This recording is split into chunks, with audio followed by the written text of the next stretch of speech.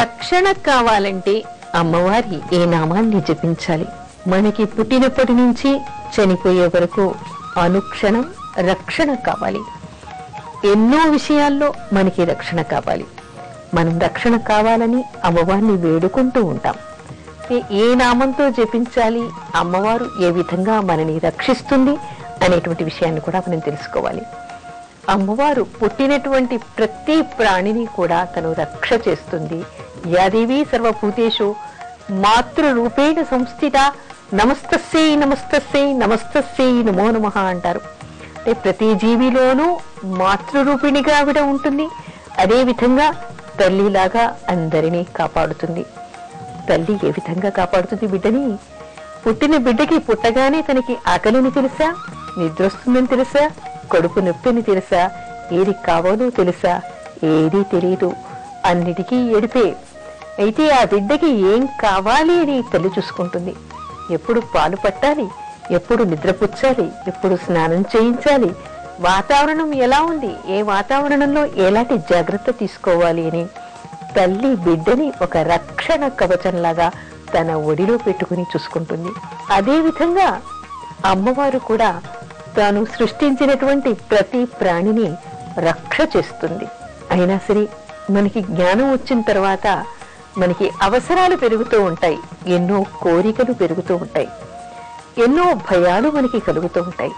అలాంటప్పుడు మనకి ఇది కావాలి అది కావాలి అని భగవంతుణ్ణి అస్తమానం మనం కోరుకుంటూ ఉంటాం. వ్రతాలు చేస్తూ ఉంటాం, పూజలు చేస్తూ ఉంటాం, జపాలు చేస్తూ ఉంటాం, దానికోసం అనేటువంటి ప్రత్యేక కార్యక్రమాలు చేస్తూ ఉంటాం.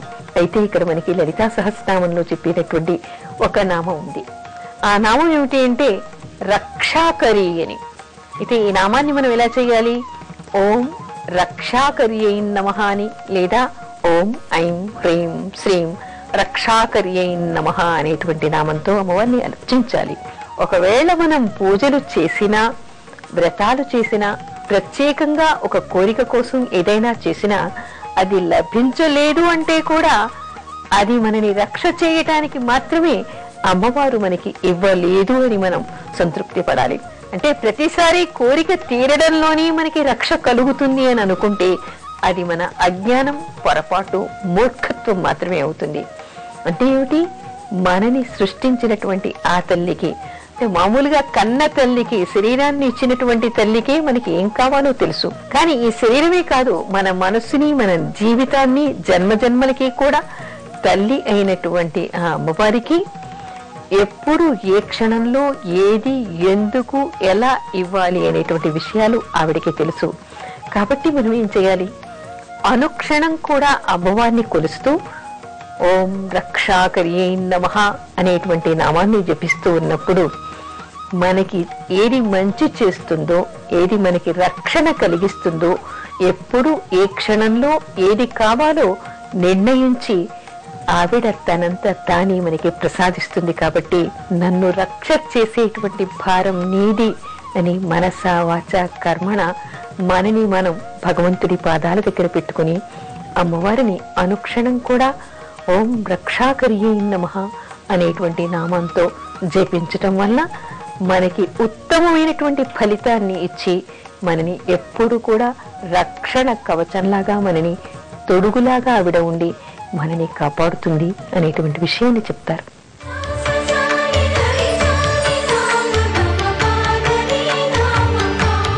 భయం పోవాలి అంటే లలితా సహస్రనామంలోని ఏ నామాన్ని జపించాలి? భయం అంటే ఇక్కడ మనం రెండు రకాలుగా చెప్పుకోవాలి. ఒకటి, భయానకమైనటువంటి పరిస్థితులు ఉంటాయి. రెండవది, కొంతమంది భయపడవలసినటువంటి పరిస్థితి లేకపోయినప్పటికీ కూడా ఏవేవో ఊహించుకొని ప్రతి చిన్న విషయానికి భయపడి బెంబేలు పడుతూ ఉంటారు. అయితే ఈ రెండిటికి కూడా మనం ఏ నామాన్ని జపించాలి? భయం అంటే ఇక్కడ మనకి నామాల్లో చెప్పినటువంటి విషయం ఏమిటంటే, మనకి సముద్రయానం చేస్తున్నప్పుడు, విమానయానం చేస్తున్నప్పుడు, అడవిలో ప్రయాణిస్తూ ఉన్నప్పుడు, శత్రువుల మధ్య ఉన్నప్పుడు, అగ్ని ప్రమాదాలు సంభవించినప్పుడు, మరణం లాంటి అవస్థలు కలిగినప్పుడు, లేదా భయానకమైనటువంటి పరిస్థితులు మన చుట్టూ ఏర్పడినప్పుడు, అంటే పైకి చూడడానికి కాకుండా ఇంట్లో మనకి ఆర్థికమైనవి కానీ, అనారోగ్యపరమైనటువంటివి కానీ మరే ఇతర రకాల భయానక పరిస్థితులు ఏర్పడినప్పుడు భయం వేస్తూ ఉంటుంది. ఈ పరిస్థితి నుంచి మనం ఎలా బయట పడతామా అని చెప్పేసి తల బద్దలు కొట్టుకున్నా మనకి అర్థం కానటువంటి అగమ్య గోచరమైనటువంటి పరిస్థితులు ఏర్పడుతూ ఉంటాయి. అలాంటప్పుడు తల నేలకేసి కొట్టుకుంటూ ఉంటారు. కొంతమంది సైకిక్ గా తయారవుతారు, కొంతమంది సైకలాజికల్ ట్రీట్మెంట్ తీసుకుంటూ ఉంటారు, కొంతమంది జపిస్తూ ఉంటారు, కొంతమంది అస్తమానం ఏడుస్తూ ఉంటారు, మరి కొంతమంది అనారోగ్యం పాలై హార్ట్ అటాక్ రావడము, లేదా బీపీలు పెరిగిపోవడం, పారాలిటిక్ అటాక్ రావడం, మంచం పట్టడం, ఇలా రకరకాలుగా భయాల వల్ల కలుగుతూ ఉంటాయి. అయితే అస్తమానం మనకి భయమే. పరీక్ష రాయాలంటే భయం, పెళ్లి అవుతుందో కాదో భయం, అవుతే సంసారం ఎలా ఉంటుందో భయం, ఉద్యోగం వస్తుందో రాదో భయం, ఇలా అడుగడుగునా భయపడే వాళ్ళు మరికొంతమంది. రేపేం జరుగుతుందో, మరుక్షణంలో ఏం జరుగుతుందో అని భయపడే వాళ్ళు మరికొంతమంది. వాళ్ళకి వాళ్ళు భయాల్ని కొని తెచ్చుకునే వాళ్ళు మరికొంతమంది. అయితే ఏది ఏమైనప్పటికీ ఇది మానసిక ఆందోళన. ఈ భయం ఎన్నో రకాలుగా ఎంతో మందికి ఎన్నో చోట్ల ఎన్నోసార్లు కనిపిస్తూ ఉంటాయి. మరి అలాంటి భయం పోగొట్టే వాళ్ళు ఎవరు? అలాంటి భయం ఎలా పోతుంది? ఏం చేస్తే మనం ఈ భయం నుంచి బయట పడవచ్చు? ఏం చేస్తే మనం ప్రశాంతంగా ఉండవచ్చు? అయితే ఇక్కడ మనం కొన్ని విషయాలు చెప్పుకోవాలి. అదేమిటంటే, భయానికి ఒక పరిస్థితి అంటూ ఉంటుంది కదా. ఆ పరిస్థితి దేని వలన ఏర్పడింది?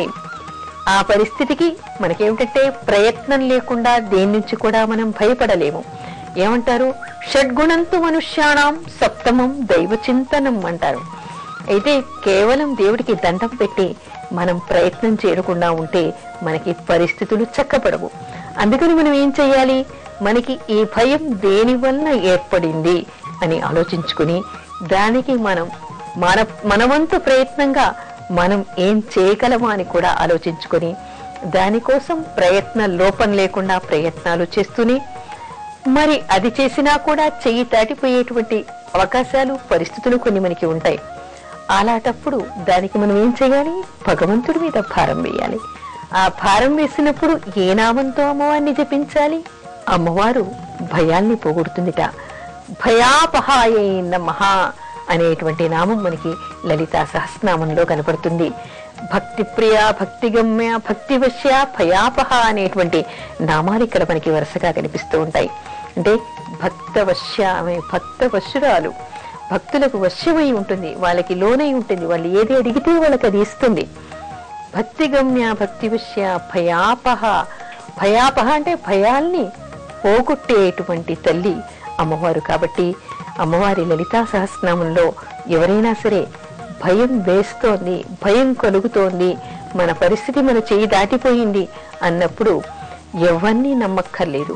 హాయిగా ఒంటరిగా కూర్చుని అమ్మవారి పాదాల్ని తలుచుకుంటూ ఓం భయాపహాయై నమః, ఓం భయాపహాయై నమః అని, లేదా ఓం ఐం హ్రైం శ్రీం భయాపహాయై నమః అని అమ్మవారిని తదేక దీక్షతో, తదేక ధ్యానంతో ఎవరు ధ్యానిస్తారో వాళ్ళ భయాలన్నీ పటాపంచలైపోయి వాళ్ళకి సమస్య పరిష్కారం ఇట్టే జరుగుతుంది. ఇది ఎంతో మంది అనుభవజ్ఞులు చెప్పినటువంటి విషయం. నా అనుభవంలో కూడా చాలా సార్లు జరిగింది. అందుకని అమ్మవారిని ఎవరైతే అత్యంత భక్తి శ్రద్ధలతో తమకున్నటువంటి భయాందోళనలు పోవాలని చెప్పేసి నమ్ముకొని ఆవిడ పాదాల్ని తలుచుకొని తదేక ధ్యానంతో ఈ నామాన్ని జపిస్తారో తప్పకుండా వాళ్ళకున్నటువంటి భయాలన్నీ పోతాయని చెప్పుకోవచ్చు.